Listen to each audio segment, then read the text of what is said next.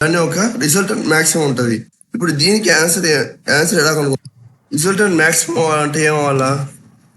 రెండు ఫోర్సెస్ ఒకే హారిజాంటల్లో ఉన్నా, ఒకే వర్టికల్లో ఉన్నా, లేకపోతే ఒకే యాంగిల్లో ఉన్నప్పుడు దాన్ని ఒక రిజల్టెంట్ మ్యాక్సిమం ఉంటుంది. అదే 180 డిగ్రీలో ఉన్నప్పుడు ఒకటి ఇటువైపు వెళ్తే ఇంకొకటి అటువైపు వెళ్తుంది, ఒకటి ఇటువైపు వెళ్తే ఇంకొకటి ఇటువైపు వెళ్తుంది. కాబట్టి అప్పుడు మనకి దాని ఒక రిజల్టెంట్ మినిమం ఉంటుంది. కాబట్టి option A is right answer for this. Next bit number 4. Two forces each equal to P/2 act at right angles.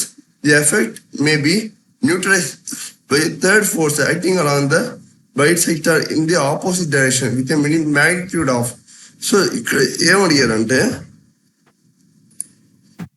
Two forces, ఇక్కడ రెండు ఫోర్సెస్ F1 F2 అనే రెండు ఫోర్సెస్ ఉన్నాయి. దాని యొక్క magnitude is equal to P/2. So ఇక్కడ given data ఇక్కడ రాశానండి. Theta equal to 90 డిగ్రీని ఇచ్చాడు, రైట్ యాంగిల్స్ ఇచ్చాడు కాబట్టి ఇక్కడ మెన్షన్ చేశారు కాబట్టి థీటా ఈక్వల్ టు 90 డిగ్రీస్ ఇక్కడ రాసుకున్నాం. The effect may B neutralised by a third force. The effect may B neutralised by third force acting on the bisector in the opposite direction with a magnitude of. So third force ఏంది అనేది ఇక్కడ కొద్దిగా మనం ఆలోచిస్తే ఇక్కడ F1 equal to F2 equal to P/2 అయింది. So theta equal to 90 degree అయింది. మన రిజల్టెంట్ వచ్చి థర్డ్ ఫోర్స్ అవుతుంది. సో ఈ థర్డ్ ఫోర్స్ వల్ల ఏమైంది? The effect may be neutralise by third force acting along the bisector. అంటే దానికి అర్థం రిజల్టెంట్ వల్ల దాని ఒక ఫోర్స్ ఒక ఎఫెక్ట్ వచ్చి న్యూట్రలైజ్ అవుతుంది. So in the opposite direction with magnitude of. దాని ఒక మ్యాగ్నిట్యూడ్ ఏంది అంటే రిజల్టెంట్ ఒక మ్యాగ్నిట్యూడ్ ఏంది అని అడిగారు ఇండైరెక్ట్ గా. అంతే తప్ప ఇంకేం లేదు. సో మన రిజల్టెంట్ కనుక్కుంటే చాలు. దీంట్లో resultant equal to root of P² + Q² + 2PQ cos θ.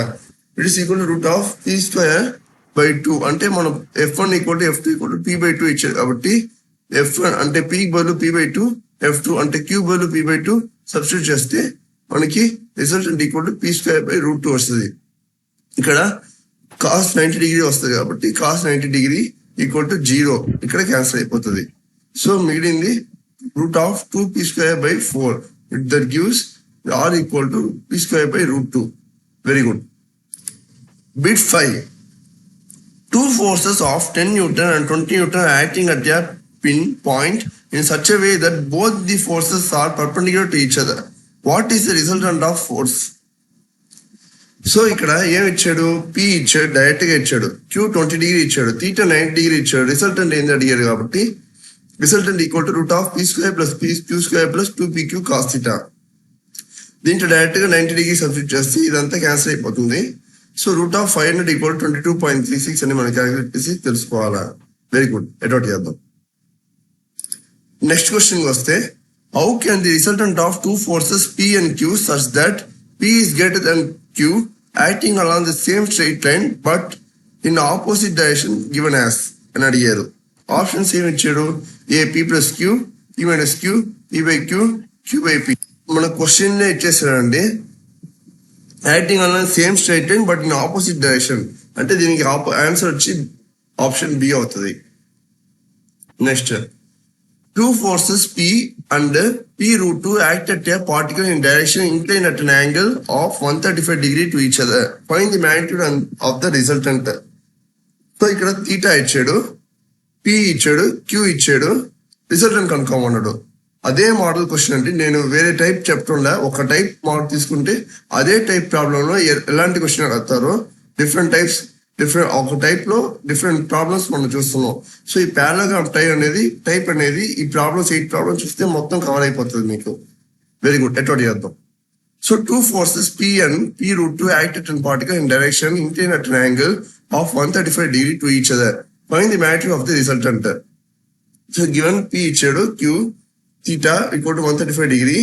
So R equal to root of P² + Q² + 2PQ cos θ. So ఇక్కడ P సబ్స్టిట్యూట్ చేసి Q సబ్స్టిట్యూట్ చేసి థీటా సబ్స్టిట్యూట్ చేస్తే మనకి రూట్ ఆఫ్ P² = P అనే answer వస్తుంది. Next question. The resultant of two forces P and Q is R if Q is doubled and then resultant force is perpendicular to P. So ఇలాంటి question మనకి చాలా common గా competitive exams అన్నిట్లో అడుగుతా ఉంటారు.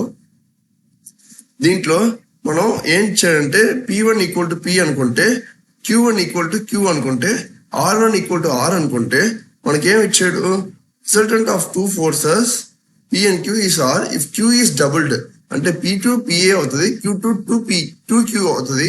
అప్పుడు R ఎంత అనేది మనం కనుక్కోవాలా.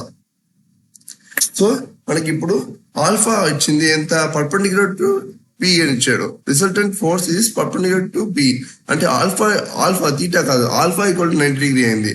So tan alpha equal to Q sin theta by P plus Q cos theta. దీంట్లో ఆల్ఫా బై 90 డిగ్రీ సబ్స్టిట్యూట్ చేస్తే 2Q sin theta by P plus 2Q cos theta అవుతుంది. ఎందుకు, ఇది ఆల్ఫా అవుతే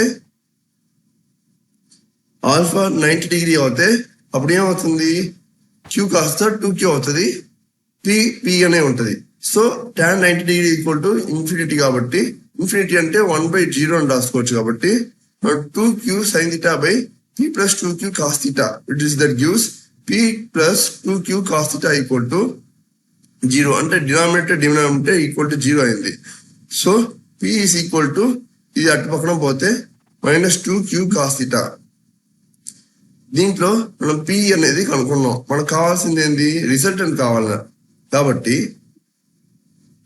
R² equal to P² plus Q² plus 2PQ cos theta అనే formula ఎక్కడి నుంచి వచ్చిందంటే simple, R equal to root of P² plus Q² plus 2PQ cos theta root అడపోతే R² వస్తే, సో ఈ R² ఈక్వల్ టు P దీంట్లో substitute చేస్తే -2Q cos theta whole square plus Q² plus 2 into P substitute చేసి cos theta substitute చేసి ఇక్కడ ఒక Q ఒకటి మర్చిపోయా, Q ఒకటి పెట్టుకోండి ఈక్వల్ టు, సో ఇలా క్యాన్సిల్ చేస్తే మనకు R² ఈక్వల్ టు Q² వస్తుంది, R ఈక్వల్ టు Q వస్తుంది.